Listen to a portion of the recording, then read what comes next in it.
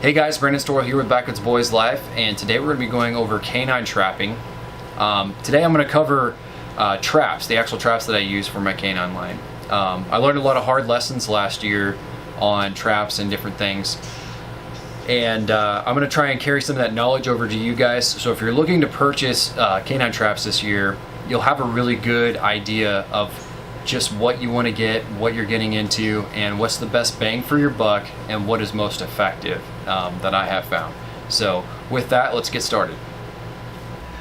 Alright guys, so here's the three traps that we have right here, and I'll go ahead and just kind of identify them out right now. So what we have are the MB550, the Duke number 3 CS, and the Victor 175. So these three traps right here are kind of known in the trapping industry as being canine traps, especially these two. They're kind of a main staple. So there's a lot of differences here on these traps. I'll tell you, last year I started out with this particular trap right here, the Victor 175. I watched a few different videos and I talked to some different old boys, and they said, hey, Duke 175s, Victor 175s, you can catch coyotes, you can hold coyotes all day long with them. And I bought into it because, number one, it was very tantalizing because these are cheap. These are very, very cheap traps. So I got these traps at a very, very good deal, and I bought a bunch of them. Turns out they did not hold coyotes here in the Midwest worth a darn at all. In fact, I lost almost every single coyote that I caught in them. All I had left in each one was a little patch of fur. No catches whatsoever on these particular traps. Now the good traps I had that were set out, you know, the larger Dukes, I caught them and I held them. So I will say this right now, I am not a small trap fan anymore. These are all now considered coon traps for me. That's just my personal preference. If you've held them in Duke 175s, you know, good for you. Didn't work for me. On second here, this is a Duke number 3 CS, like I said. These are really awesome traps. You know, they say these are basically for coyote, bobcat, and beaver. I'm not really sure on the beaver. I'm sure it would do a pretty decent job, especially on a drown set with these. But for canine, they should be perfect for that. You know, there's some certain considerations that come with a trap like this. Dukes are not an out-of-the-box, ready-to-go trap. They really aren't. You can see the chains are not very good on them. Their base plates are not very good. They're just very, very stock standard. But these are very cheap. I can get these for a very, very low price. In fact, these two traps I bought at Scheels, and that's not your cheapest place to go. I would suggest you go to F&T or another trap dealer. But just, you know, going from a more commercial sale, I got this one for $11, and I bought two of them today.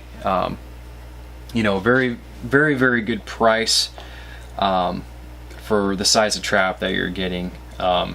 And actually, the Scheels has probably the best deal. If you go to Cabela's, you'll get ripped off. If you go to Bass Pro, you'll get ripped off. Scheels has the best price if you're going to buy it in a retail store. A couple different things with these. I mean, as far as a canine trapper goes, their sides swiveled out. The chains are very, you know, they're weaker on these. I mean, they'll hold a coyote just fine. They're just not that beefier chain that I like. They're not offset jawed. So the jaws are straight flat with each other, which doesn't have as much grip power, and it can cause more damage to the pelt. The other bad thing, I guess you can consider a bad thing, I kind of enjoy working on traps, and if you like to tinker on stuff, they're good too. You know, Dukes don't come night latched, and if you're going to canine trap, you want to night latch your traps. So I end up having to do that, you know, file out the pan with a file, and I'll file it down, and I have a video on that on my channel if you guys want to watch how you do that. You know, to get that night latch in there, so you can really get that hair trigger set. Also, you'll have to do adjustments with a crescent wrench or some other deal to adjust your pan height. and you'll need a screwdriver to adjust your pan tension. Okay, these are things that you're going to have to do to the trap in order to get it running in optimal condition. This is not an out-of-the-box, ready-to-go trap. Also, another thing I will say this is I've caught coyotes in Dukes before, Duke number 2s. I've just started, running the 3CSs, but a Duke number 2, a coyote will run the gamut on that trap. Like I said, they don't have the reinforced base plate. The dogs are pretty flimsy, and the pans are pretty flimsy. And if you catch a coyote, many times they will actually damage that trap and they'll bend it. So that's a consideration you need to have there. The durability just isn't there, but they're very cheap, and if you buy them wholesale, you can get a lot of them. So there's nothing really wrong with the Duke. Just be aware that you're going to have a little bit of work involved with it. And I've ran Dukes forever. I'm not going to put them down at all. They are a good trap. They just require a little bit of work. So my last trap here that I have is the MB550, and I've got a video on the MB550 in pretty good detail. I mean, you guys can check that on the channel. But this is just the same, relatively the same size, a little bit smaller jaw size than the Duke 3CS. But this trap comes completely 100% ready to go, right out of the box. They come night latched with a standard night latch. That actually can be adjusted, but there's no need for adjustment because it's already set at 3 pounds of pan tension. The jaws are already offset, and the jaws are cast, which is another thing that's really neat about them. This is an extremely durable trap. The base plates are reinforced and bolted. They're center swiveled, which when we talk about that, center swivel, wherever your swivel point on your trap is extremely important when you're talking about canine trapping, because if you catch a coyote in a center swivel trap, they're caught at the top and they stay at that point right there. If you have one that's on a side swivel or a side connect position like this, when the coyote gets caught, he's going to pull against that trap and it's going to lean, and he's going to slide down the trap to this end over here, and that can cause some hide damage, and it can also cause some slippage, and it's just not the best practice. This trap right here is 100% top A grade material as far as trap goes. The chain is by far one of the best chains that you can get on a trap this size, especially stock. It has a double swivel system on it. You really can't go wrong with it. If you set this out for coyote and you catch one, it's going to hold them, and there's not going to be any problems. And I can tell you from experience that this trap right here, I can catch a coyote in, I can pull his leg out of the trap, I can reset it, put it right back down on the ground, and I will never have to adjust it. If you don't ever plan on four-coiling any of these traps, I would suggest that you cut these ends off here so that they don't get caught and they don't get bent. But yeah, so these are 3 traps. They're very good traps, and I'll go ahead and I'm going to open these up here so you guys have an opportunity to see what they look like when they're laying flat, and you'll get a little bit better idea of the jaw size and really what the quality of each one really is. Alright guys, so here we go. We have everything set up, laid out flat. This is how the traps would lay in the actual bed.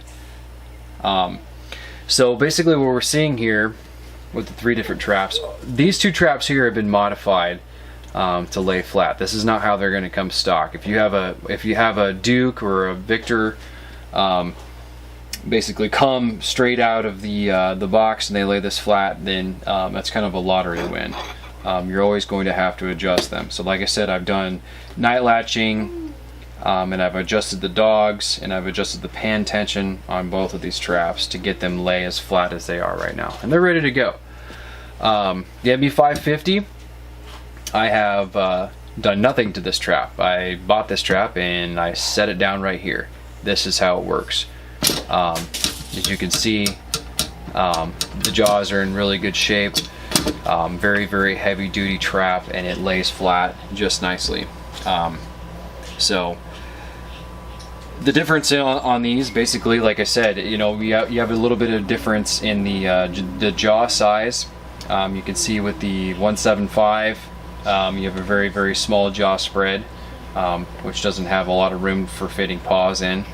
The MB550 comes in second in jaw size, you know, a decent size. It's offset though. It's still a good placement, large pan. And then the Duke 3CS obviously has the largest jaw size, which has which is a very good advantage, and a decent sized pan. But yeah, like I said, you can see that these sit very, very flat. They're very good traps. Each one has their own inherent qualities, you know, and deficiencies. I would say, other than the MB550. Yeah, all run very well. But like I said, the 175 size, I would never use that for coyote again.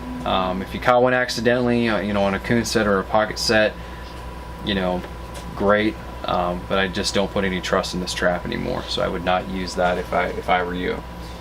Last but not least, I'll go ahead and test these traps real quick. I'm going to run some sticks through them, and you guys can kind of see how they fire, how well they fire on tension wise. I wish I had a pan tension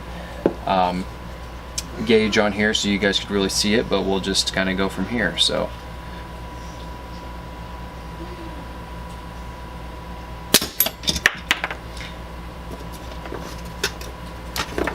pretty fast trap.